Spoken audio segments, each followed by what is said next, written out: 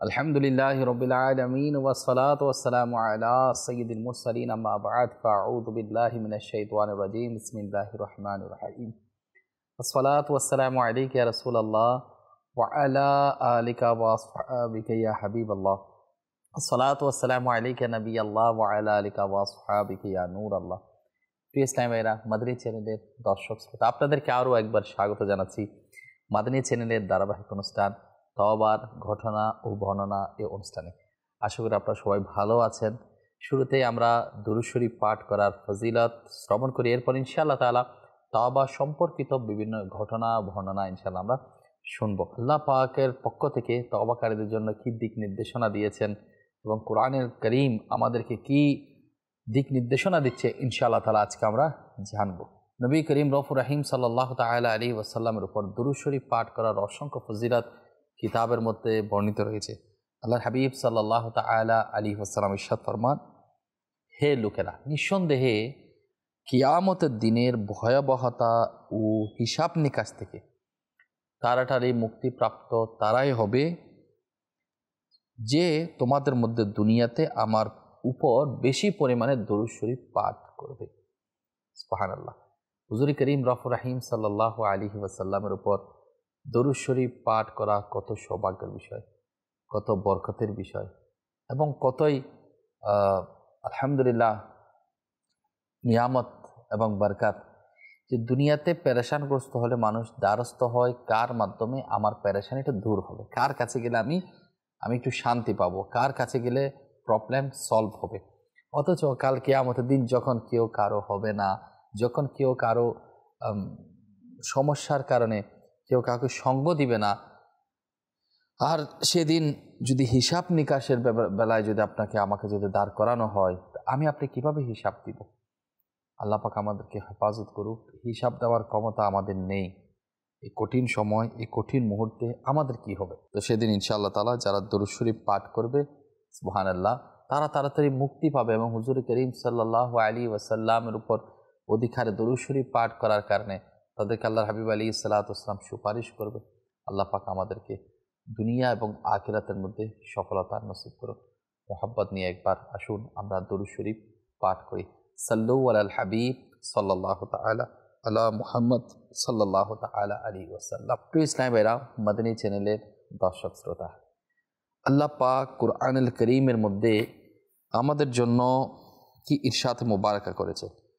কুরআনুল কারীম হচ্ছে আমাদের জন্য একটা গাইডলাইন।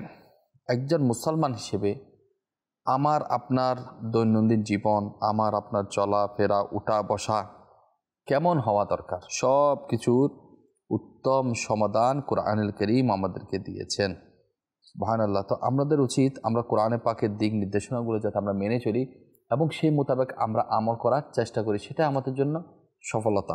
বলা হচ্ছে আল্লাহ পাকের কোনো বান্দা যখন গুনাহ করার পর আল্লাহ তাআলার দরবারে তওবা করে, আল্লাহ পাক কবুল করেন। সূরা শুরার 25 নং আয়াত আল্লাহ তাআলা ইরশাদ ফরমান, তিনি সেই সত্তা যিনি বান্দার তওবা কবুল করেন, তাদের গুনাহ মাফ করেন এবং তোমরা যা করো সব কিছু তিনি জানেন। আমার আপনার রব, যিনি আমাকে আপনাকে সৃষ্টি করেছেন, যিনি উভয় জাহানের পালন কর্তা, যিনি আমাদেরকে রিজিক দাতা, যিনি আসমান এবং জমিনের মালিক, যিনি সর্বশক্তিমান, যে আল্লাহ অদ্বিতীয়, সে রব্বুল আলামিন আমাদের তওবাকে কবুল করবেন, গুনাহ মাফ করবেন। কেউ যদি কারো ব্যাপারে অসম্মানী করে, কারো ব্যাপারে অপরাধমূলক শাস্তিমূলক কাজ সংগঠিত করে, তো মানুষ দুনিয়াতে কেউ কাউকে ছাড় দেওয়ার চেষ্টা করে না, কেউ কারো কাছে ছোট হতে চায় না। অথচ রব আল্লাহ তাআলা কেমন দয়াবান, যে আল্লাহ তাআলার দরবারে যখন কোনো পাপী যখন ক্ষমা চায়, তিনি পাপ ক্ষমাকারী, তওবা কবুলকারী। আল্লাহ তাআলার পেয়ারা মাহবুব হুজুর করিম রউফুর রহিম সাল্লাল্লাহু আলাইহি ওয়াসাল্লাম বলেছেন, তোমাদের যে কারো তওবাতে দয়াময় আল্লাহ পাক অত্যন্ত সন্তুষ্ট হন। এই সন্তুষ্টির অর্থ হচ্ছে তওবা কবুলিয়তের দরজা পর্যন্ত পৌঁছা। আল্লাহ পাক সেই ব্যক্তির প্রতিও তওবা কবুলের বা স্নেহময় কুদরতের হস্ত বিস্তীর্ণ রাখেন যে ব্যক্তি দিন ও রাত পর্যন্ত রাত্রি হতে দিন পর্যন্ত সেই পাপের স্রোতে গা না ভাসিয়ে চলে, নিজেকে ফরেস রাখার চেষ্টা করে, যে গুনাহের সাগরে পাপের স্রোতের মধ্যে গা না ভাসিয়ে সেখান থেকে ফরেস থাকার, বিরত থাকার চেষ্টা করে, এক্ষেত্রে তওবার প্রতি হস্ত সম্প্রসারণের যে অর্থ, সেটা হচ্ছে প্রতিটি বান্দা আল্লাহ তাআলার দরবারে তওবা কবুলের পথ অন্বেষণ ও অনুসন্ধান করা। যেভাবে হোক তওবা কবুল এবং অন্বেষণ এবং অনুসন্ধান করা। যে কাজে অনুসন্ধানের যোগসূত্র নেই, সেই কাজের বা অনুষ্ঠানের স্বরূপ নির্ধারণ করা কিছুতেই সম্ভব নয়। আরও বর্ণিত রয়েছে, তোমরা এমন পাপ করো যার স্তূপ আকাশ পর্যন্ত পৌঁছে যায়, তারপরেও যদি তওবা করো। দেখেন কেমন পাপ, একটা যদি পাহাড় হয় কেমন হয়, পাহাড়ের বিস্তীর্ণতাতে পাপের পাহাড় যদি আসমান পর্যন্ত পৌঁছে যায়, এরপর আল্লাহ তাআলা বলেন যে আমার বান্দা তো তওবা করবে। তওবা করলে কি হবে? সুবহানাল্লাহ, আল্লাহ পাক তওবা কবুল করেন। আল্লাহ পাক কত দয়াবান, আল্লাহ পাক কত মেহেরবান। তো যে রব আমার আপনার গুনাহকে ক্ষমা করছে, আমার আপনার পাপকে ঢেকে রাখছেন, মানুষের সামনে প্রকাশ্য হচ্ছে না, গোপনে রয়ে যাচ্ছে, আমার আপনার দ্বারা কি গুনাহ সংগঠিত হচ্ছে। কিছু গুনাহ প্রকাশ্য, কিছু গোপনে। প্রকাশ্য মানুষ প্রকাশ্যের চাইতে নীরবে অগোচরে মানুষ গুনাহটা বেশি করে। তো এই গুনাহ আল্লাহ ঢেকে রেখেছেন। তো যে রব এত দয়াবান, সে রবের নাফরমানি আমি আপনি কিভাবে করি? আল্লাহ আমাদেরকে হেফাজত করুক, আল্লাহ আমাদেরকে দয়া করুক। এক সাহাবী আরজ করলেন, হে আল্লাহ রসুল সাল্লাল্লাহু আলাইহি ওয়াসাল্লাম, কোন শ্রেণীর লোক পাপ করার পরেও জান্নাতে যাওয়ার সৌভাগ্য অর্জন করবে, যে বেহেশত পাবে? তখন আল্লাহ তাআলার পেয়ারা নবী, দয়ালু নবী, রহমতের ভান্ডার হুজুর করিম আলাইহিস সালাতু ওয়াস সালাম বললেন, পাপ করার পর সঙ্গে সঙ্গে যদি কোনো ব্যক্তি এটা মনে করে যে কেমন করে এই পাপের কাজ পরিত্যাগ করা যায়, যে কোনো ওয়াত আমি কিভাবে পাপ কাজ থেকে বিরত থাকব, কিভাবে নিজের পাপ থেকে, নিজের মন্দ অভ্যাস থেকে নিজেকে কিভাবে দূরে রাখা যায়, এই অন্বেষণ তাকে জান্নাতে অর্থাৎ বেহেশতে দাখিল করতে সহায়ক হবে। গুনাহ করার পর একটু অনুশোচনা, যেটার ব্যাপারে অনুষ্ঠান কিন্তু হয়ে গিয়েছে, অনুতপ্ত হওয়া, সুবহানাল্লাহ, এটা হচ্ছে আসল তওবা। যে ব্যক্তি গুনাহ করার পর তওবা করে, সে পাপ শূন্য অর্থাৎ পাপ শূন্য ব্যক্তির মতো হয়ে যায়, সে যেন আর গুনাহই করে নাই। আল্লাহ পাকের কেমন দয়া মেহেরবানি, সুবহানাল্লাহ। একবার বলা হচ্ছে একটা হাবশি গোলাম, তখনকার সময় তো হাবশি গোলাম ছিল, তো আল্লাহর তাআলার পেয়ারা হাবিব, আমাদের প্রিয় নবী রাসূল পাক সাল্লাল্লাহু তাআলা আলাইহি ওয়াসাল্লামের দরবারে উপস্থিত হলেন। তো আরজ করা হলো, ইয়া রাসূলুল্লাহ সাল্লাল্লাহু আলাইহি ওয়াসাল্লাম, আমি একজন জঘন্য ব্যক্তি। কেমন জঘন্য? যে আমি অশ্লীল কাজে লিপ্ত আছি। সে নিজে অশ্লীল কাজে লিপ্ত আছে, আর হুজুর করিম আলাইহিস সালাতু ওয়াস সালামের বারগাহে গিয়ে সেটা পেশ করছে। আমার তওবার কি কোনো পথ আছে? প্রতি উত্তরে নবী করিম আলাইহিস সালাতু ওয়াস সালাম বললেন, জি হ্যাঁ। তো পুনরায় জিজ্ঞেস করা হলো, হে আল্লাহ রাসূল সাল্লাল্লাহু আলাইহি ওয়াসাল্লাম, আমি যখন পাপ কাজে লিপ্ত হই তখন কি আল্লাহ পাক আমাকে দেখতে পান? তখন হুজুর করিম আলাইহিস সালাতু ওয়াস সালাম বললেন, জি হ্যাঁ, আল্লাহ পাক অবশ্যই দেখতে পান। তো ওই সময় ওই হাবশি গোলাম এমন জোরে একটা চিৎকার করলো যে সঙ্গে সঙ্গে তার দেহ থেকে তার রূহ বের হয়ে গেল, অর্থাৎ সে সাথে সাথে মারা গেল। বিতাড়িত শয়তান যখন লানতের জিনজির গলায় দিয়ে আল্লাহর দরবার হতে যখন বহিষ্কৃত হলো, তখন সে আরজ করলো, হে বারে ইলাহি, আমার হায়াত রুস কিয়ামত পর্যন্ত বৃদ্ধি করে দাও। তো আল্লাহ পাক রব্বুল আলামিন এর দরবারে যখন সে ফরিয়াদ করলো, তো আল্লাহ পাক তাই করলেন। এই যে ইবলিস শয়তানের হায়াতটা কিয়ামতের আগ পর্যন্ত বৃদ্ধি করে দেওয়া হলো। পুনরায় শয়তান আল্লাহর দরবারে প্রার্থনা করলো, হে বারে ইলাহি, যে পর্যন্ত মানুষের দেহে প্রাণ থাকবে সে পর্যন্ত আমি তার দেহ ছেড়ে যাব না, তাকে প্রতারণায় ফেলার চেষ্টা করতে থাকবে। তখন আল্লাহ পাক রব্বুল আলামিনের পক্ষ থেকে কি উত্তর আসলো? আল্লাহ পাক রব্বুল আলামিন বললেন, আমার গৌরব, মর্যাদা এবং সম্মানের শপথ, যে পর্যন্ত আমার বান্দার প্রাণ অবশিষ্ট থাকবে যতক্ষণ আমার বান্দার রূহ থাকবে সে পর্যন্ত আমিও তার তওবা কবুল করতে থাকবো। দেখেন আল্লাহ পাক কত বড় দয়াবান। আল্লাহ পাক রব্বুল আলামিন আসলে বান্দাদেরকে সৃষ্টি করেছেন, ওয়ামা খলাকতুল জিন্না ওয়াল ইনসা ইল্লা লিয়াবুদুন, জিন এবং মানব জাতিকে শুধুমাত্র আল্লাহ পাকের ইবাদতের জন্য সৃষ্টি করেছেন। এরপর আপনি যদি তাবারাকাল্লাযী, আপনি যদি সূরাতুল মুলক যদি পাঠ করেন, তো ওখানে তো আল্লাহ পাক স্পষ্ট বলে দিয়েছেন আমাদেরকে আল্লাহ পাক রব্বুল আলামিন এজন্য পাঠিয়েছেন দুনিয়াতে, আমাদের মধ্যে কার আমলটা উত্তম আল্লাহ তাআলার দরবারে সেটা পরীক্ষা করার জন্য তো আল্লাহ আমাদেরকে দুনিয়াতে পাঠিয়েছেন। তো একেবারে রুটা কন্টানালের আগা পর্যন্ত আসার আগেও, মানে একেবারে শেষ অন্তিম শেষ হওয়ার আগ মুহূর্ত এ পৌঁছে যাওয়া পর্যন্ত না, রু বের হয়ে যাওয়ার অবস্থায় না, কন্ট্রোলারে পৌঁছে যাওয়ার আগ পর্যন্ত যদি কেউ তওবা করে তো আল্লাহ তাআলা সেই তওবাকে কবুল করবেন। সেজন্য আমাদের উচিত আমরা যাতে আল্লাহ তাআলার দরবারে বেশি পরিমাণে ইস্তিগফার করা, বেশি পরিমাণে তওবা করা, বেশি পরিমাণে আল্লাহ রসুলকে স্মরণ করা, সেটা আমাদের একান্ত দায়িত্ব এবং কর্তব্য। আল্লাহ পাক আমাদেরকে দয়া করুক। আপনারা হয়তো শুনেছেন নবী করিম সাল্লাল্লাহু তাআলা আলাইহি ওয়াসাল্লাম কত দয়াময় ছিলেন। হুজুর করিম আলাইহিস সালাতু ওয়াস সালাম কতই না সুন্দর ছিলেন যে দৈনিক হুজুর করিম সাল্লাল্লাহু আলাইহি ওয়াসাল্লাম 70 বার তওবা করতেন। হুজুর করিম আলাইহিস সালাতু ওয়াস সালাম এই জন্যই তওবা করতেন যাতে আমরা করি। একটা হচ্ছে হুজুর আলাইহিস সালাতু ওয়াস সালামের মর্যাদা বৃদ্ধি, আম্বিয়া কেরামের তওবা, আম্বিয়া কেরামের দোয়া, সেটা দ্বারা তাদের মর্যাদা বৃদ্ধি হয়, আর সাধারণ মানুষ তওবা করার মাধ্যমে তাদের গুনাহ মাফ হয়। খেয়াল রাখতে হবে আল্লাহ তাআলার প্রেরিত নবীগণ, সম্মানিত নবীগণ, এরা হচ্ছেন মাসুম, তারা বিভিন্ন পাপ থেকে মুক্ত, তারা হচ্ছে নিষ্পাপ।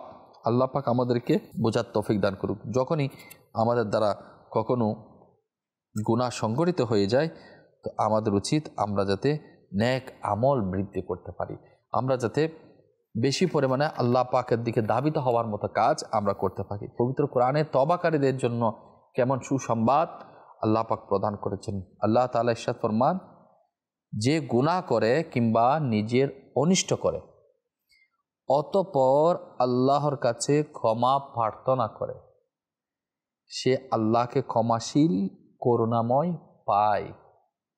যে গুনাহ করে, নিজের অনিষ্ট করে, নিজের ক্ষতি করে, অতঃপর আল্লাহর কাছে ক্ষমা প্রার্থনা করে, তখন আল্লাহকে কিভাবে পায়? সে ক্ষমাশীল এবং সুবহানাল্লাহ করুণাময় পায়। তো যে আমাদেরকে করুণাকারী, যে আমাদেরকে রক্ষাকারী, সুবহানাল্লাহ, সে রবের অসন্তুষ্টিমূলক কাজ আমরা দুনিয়াতে করব না। আল্লাহ আমাদেরকে সে তৌফিক দান করুন। আল্লাহ তাআলা আরো ইরশাদ ফরমান, অবশ্যই যারা আল্লাহর কাছে বারবার ফিরে আসে, তওবা করে, তিনি তাদের জন্য ক্ষমাশীল ও করুণাময়। এই আয়াতের শান নুজুল প্রসঙ্গে হযরতে সাঈদ ইবনে মুসাইব রাহমাতুল্লাহ আলাইহি একই পাপ করে তওবা করল, অতঃপর আল্লাহ পাক উপরোক্ত আয়াত নাজিল করলেন এবং তওবাকারীদেরকে সুসংবাদ প্রদান করলেন। সুবহানাল্লাহ। আল্লাহ পাক আরো নির্দেশ দিয়েছেন পাপীদেরকে এই সুসংবাদ দাও। কেমন সুসংবাদ? যেন তারা তওবা করে।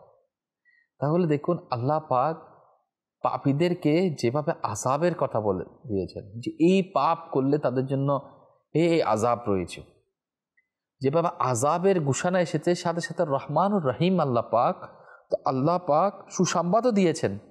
সুসংবাদ ওদের জন্য যারা তওবা করবে, তো পাপ করার পর তওবা করলে তারা সুসংবাদ পাচ্ছে, আর আমি অবশ্যই তাদের তওবা কবুল করব। আর সিদ্দিকগণ যারা রয়েছে তাদেরকে সতর্ক করে দাও যে আমার ন্যায় দণ্ডের মাপ কাটিতে তারাও শাস্তির কাঠগড়া হতে নিষ্কৃতি পাবে না। আল্লাহ পাক আমাদের চেষ্টাটা দেখে, আমাদের নিয়তটা দেখে, আমাদের অন্তরের মধ্যে আল্লাহ পাকের প্রেম, ভালোবাসা, ভয় কতটুকু রয়েছে, আমরা যে কাজ করি সেটার মধ্যে নিয়তের পরিশুদ্ধি আছে কিনা, আল্লাহ পাক এটা দেখেন। আমাদের কাজ চেষ্টা করা। সুতরাং বান্দার উচিত সকাল কিংবা সন্ধ্যা তওবা করা, সর্বদা তওবা করতে থাকা, মনের মধ্যে ভীত সন্ত্রস্ত এবং আতঙ্কিত হয়ে আল্লাহ পাকের দরবারে যে আমলনামা উপস্থাপন করা হবে, যে ওখানে যে পাপ যদি থাকে আমাদের কি হতে পারে, তো উক্ত পাপের আচর মুছে ফেলতে থাকা, যে এই পাপ আল্লাহ তুমি মোচন করে দাও, আমার নামে আমলের মধ্যে এই জঘন্য অপরাধ রয়েছে, আমি মানুষের বিরুদ্ধে মিথ্যা প্রবাদ দিয়েছি, আমি গীবত করেছি, আমি চুগলি করেছি, আল্লাহ তুমি আমাকে ক্ষমা করো। আল্লাহ আমার দ্বারা চোখের হিফাজত হয়নি, আমার দ্বারা হাতের হিফাজত হয় নাই, আল্লাহ আমি অনেক বড় বড় গুনাহ থেকে গুনাহ সংগঠিত আমার দ্বারা হয়েছে, আল্লাহ তুমি আমাদেরকে মাফ। বনি ইসরায়েলের গোত্রের কোনো এক ব্যক্তি একদা অপরাধ করে বসল।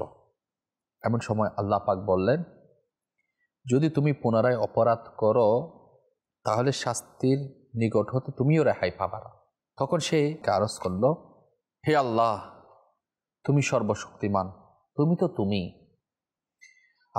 আমি তোমার বান্দা, অজ্ঞাবহ, দাস অনুদাস ও আমি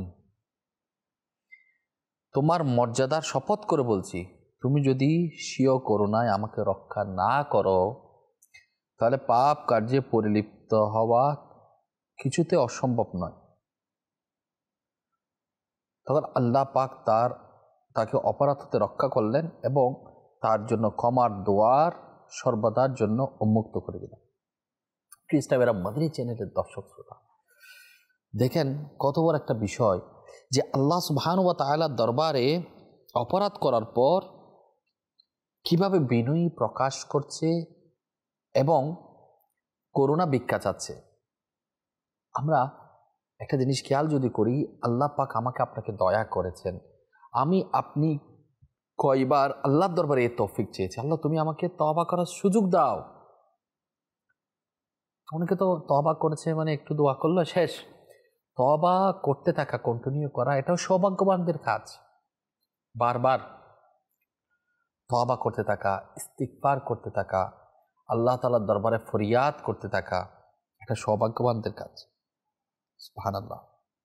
আল্লাহ পাক আমাদেরকেও দয়া করুক, আল্লাহ আমাদেরকে মেহেরবানি করুক, যাতে আমরা আল্লাহ তাআলার দরবারে বেশি বেশি ফরিয়াদ করতে পারি, তওবা ইস্তিগফার করতে পারি এবং এর তৌফিক আমরা চাইতে থাকি। কথিত আছে, কেউ যদি কোনো পাপ কাজে লিপ্ত হওয়ার পর বাকি জীবন অনুতাপের অনলে দগ্ধীভূত হয়ে থাকে, তখন তার গুনাহের শাস্তি লাঘব হয়ে যায় এবং সে জান্নাতে প্রবেশ করবে। কত সৌভাগ্যের বিষয়। আর এই অবস্থা অবলম্বন করে বিতাড়িত শয়তান শুধু হায় হায় করতে থাকবে, আফসোস করতে থাকবে এবং বলবে, কেন আমি পুনরায় তাকে পাপে লিপ্ত করতে পারলাম না। তো কোন এক বুজুর্গ বলেছিলেন, রোজ কিয়ামতে কোনো এক ব্যক্তির সামনে তার আমলনামা পেশ করা হবে। সে তার কৃত পাপের অবস্থা দেখে ভয়ে জড়সড় হয়ে যাবে, এত বেশি পাপ। মনে মনে বলবে, আমি অমুক অমুক পাপ করার পর অনুতপ্ত হয়েছিলাম, ভীত হয়েছিলাম, সন্ত্রস্ত হয়েছিলাম, লজ্জিত হয়েছিলাম। আল্লাহ পাক তার মনের অবস্থা বুঝতে পারবেন এবং তাকেও ক্ষমা করে দেবেন। গুনাহ করার পর লজ্জাবোধ, আজকে কিছু মাইন্ড করি না যে আমাদের চোখের সামনে নির্লজ্জ বেহায়াপনার মতো হা হা হা করে হাসাহাসি, ছেলে মেয়ে একসাথে হেঁটে বেড়াচ্ছে নিজের ঘরের মধ্যে বেপর্দা, কোনো তোয়াক্কাই কেউ করছে না। অশ্লীলতার বেহায়াপনা, নাচ গান সিনেমা দেখার মধ্যে সবাই ওপেন দেখছে, কেউ কাউকে বারণ করার মধ্যে নেই। অনেক অনৈতিক কাজ আমার আপনার চোখের সামনে সংঘটিত হচ্ছে, কিন্তু আপনি বাধা দিচ্ছি না। তো এইসব পরিস্থিতিতে আমাদের কি হবে? আল্লাহ পাক আমাদেরকে দয়া করুক, যাতে আমরা সবাই আল্লাহ রাসূল সাল্লাল্লাহু আলাইহি ওয়াসাল্লামের দেখানো পথে চলতে পারি। হযরত আব্দুল্লাহ ইবনে মাসউদ রাদিয়াল্লাহু তাআলা আনহু দেখতে পেলেন যে এক ব্যক্তি পাপ কাজ করতেছে, তিনি ঘৃণার মুখ অন্যদিকে ফিরিয়ে নিলেন ঘৃণা করার কারণে। তখন উক্ত পাপকারী জিজ্ঞেস করলেন, হে মহাত্মান, এই পাপের তওবা কি আছে? পদুত্তরে ইবনে মাসউদ রাদিয়াল্লাহু তাআলা আনহু বললেন, অশ্রুপাত করো, বেশি পরিমাণে আল্লাহর দরবারে কান্নাকাটি করো। বেহেশতের 8টি দরজা খোলা আছে, এগুলো সর্বদা উন্মুক্ত, বন্ধ হবে না। এগুলো বন্ধ করার ভার একজন ফেরেশতার উপর অর্পিত হয়েছে, আল্লাহর নির্দেশ না পাওয়া পর্যন্ত সে বন্ধ করবে না। সুতরাং অনুশোচনার আগুনে নিজেকে পরিচালিত করে, নিজেকে অনুশোচনার মধ্যে নিয়ে আসো, নিরাশ হয়ে না। আল্লাহ পাক সূরা আনফালের 38 নং আয়াত ইরশাদ ফরমান, তারা যদি বিরত হয়ে যায় তবে যা কিছু ঘটে গেছে কমা হয়ে যাবে, পক্ষান্তরে আবারও যদি তাই করে তবে পূর্ববর্তীদের পথ নির্ধারিত হয়ে গেছে। সূরা এই নির্দেশ কাফিরদের জন্য প্রযোজ্য। তা হলো স্বভাবত বোঝা যাচ্ছে যে মুসলমানদের অবস্থা কাফিরদের তুলনায় অধিক উত্তম হবে, কেননা ইসলাম গ্রহণের পর কোনো মুসলমানের তওবা ইসলাম গ্রহণের সমতুল্য। কেননা কোনো লোক যখন পাপ গুনাহ করার পর চোখের নিমিষে তওবা করে, তার পাপ চোখের নিমিষে দ্রুত নিঃশেষ হয়ে যায়।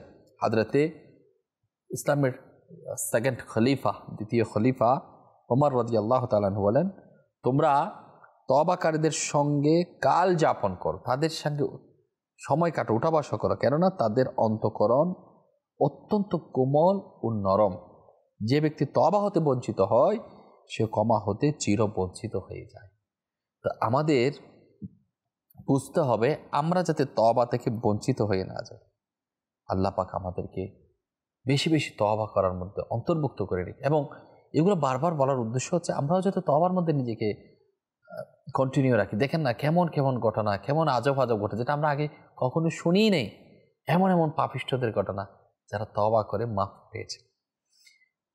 বনি ইসরায়েলের গোত্রের জৈনিক বুজুর্গ দীর্ঘ 20 বছর যাবৎ আল্লাহ পাকের ইবাদত, আল্লাহ পাকের বন্দেগি করার পর পাপের স্রোতে গা ভাসিয়ে দিল, গুনাহের কাজের মধ্যে লিপ্ত হয়ে গেল। তারপর কোনো সুন্দরী রমণীর প্রতি তার নজর পড়ল, সে সেদিকে অভিভূত হয়ে গেল, আসক্ত হয়ে পড়ল। এমন সময় তার নজর স্বীয় অশ্রুর উপর পতিত হলো। সে দেখতে পেল যে ঘন কৃষ্ণ সুশ্রী রাজি বিলকুল সাদা হয়ে গেছে। এতটা সত্ত্বেও সে অনুতপ্ত হয়ে আল্লাহ তাআলার দরবারে আরজ করল। কি আরজ করল? হে বারে ইলাহি, হে রব্বুল আলামিন, আমি 20 বছর তোমার ইবাদত বন্দেগি করার পর তোমার অপরাধ করে বসেছি। যদি আমি তওবা করে তোমার নিকট প্রত্যাবর্তন করি, আমি তোমার দিকে যদি আবার ফিরে আসি, তাহলে তুমি আমার তওবাকে গ্রহণ করবে? তখন অদৃশ্য থেকে কেউ যেন বলে উঠল, যখন তুমি আমাকে ত্যাগ করেছিলে আমিও তোমাকে ত্যাগ করেছিলাম, যখন তুমি পাপ করেছিলে আমি তোমাকে অবসর ও সময় দিয়েছিলাম। এখন যদি তুমি আমার নিকট প্রত্যাবর্তন করো, আমার দিকে ফিরে আসো, তাহলে আমিও তোমাকে গ্রহণ করব। মোট কথা, অনুতাপের অনলে পাপের ফসল জলে পুড়ে একেবারে নিঃশেষ হয়ে যায়। তো আমাদের উচিত একেবারে পাপকে নির্মূল করে দিয়ে, পাপকে ফিনিশ করে দিয়ে সর্বোপরি আল্লাহ সুবহানাহু ওয়া তাআলার ইবাদতের দিকে মন লাগানো। ইবাদত অবশ্যই করতে হবে। ইবাদত শুধু আমল কি বৃদ্ধি করলাম, সাথে গুনাহের আধিক্য করলাম, তাহলে তো হবে না। তো গুনাহের আধিক্য না করে যখন গুনাহ সংগঠিত হয়ে যায় তওবা করে নিতে হবে, সাথে সাথে নেক আমল করে নিতে হবে। এই নেক আমল আমাকে আপনাকে জান্নাতে যাওয়ার জন্য, আল্লাহ পাকের সন্তুষ্টি লাভের জন্য একটা উত্তম মাধ্যম ওয়াসিলা হয়ে যাবে। আল্লাহ পাক আমাদের সবাইকে আল্লাহ সুবহানাহু ওয়া তাআলার দেখানো পথে, আল্লাহ সুবহানাহু ওয়া তাআলা যে পথে আল্লাহর নেক বান্দাদেরকে পরিচালিত করেছেন সেই পথে নিজেদেরকে পরিচালিত করার আল্লাহ সে তৌফিক আমাদেরকে নসিব করুন। আসুন আমরা নিয়ত করি ইনশাআল্লাহ আমরা বেশি পরিমাণে আল্লাহ পাকের দরবারে তওবা করব। ইনশাআল্লাহ আমরা যদি সুযোগ হয় ইনশাআল্লাহ মাদানী চ্যানেল এই অনুষ্ঠানের মাধ্যমে আগামী সপ্তাহে আমরা জানব তওবার প্রতি অনীহা কেন সৃষ্টি হয়, এটার প্রতিকার কি রয়েছে, প্রকারের মানুষ স্তরবোধে কিভাবে মানুষ অপরাধমূলক কাজের করার পর কিভাবে নিজে ফিরে না আনার ক্ষেত্রে কি প্রতিবন্ধকতা রয়েছে, মানুষের মধ্যে কেন অমনোযোগ এত, কেন মানুষের প্রতি এত লোভ। ইনশাআল্লাহ বিস্তারিত বিবরণ, বিস্তারিত বর্ণনা আল্লাহ যদি চায় ইনশাআল্লাহ আগামী সপ্তাহে আপনাদেরকে একই সময় এই অনুষ্ঠান দেখার অনুরোধ আশা করি আপনাদের সামনে উপস্থাপন করব। আল্লাহ আপনাকে আমাকে ভালো রাখুক, সুস্থ রাখুক। আমাদের চ্যানেল অবশ্যই দেখতে থাকুন। সাল্লাল্লাহু আলাল হাবিব সাল্লাল্লাহু তাআলা আলা মুহাম্মদ সাল্লাল্লাহু আলাইহি ওয়াসাল্লাম।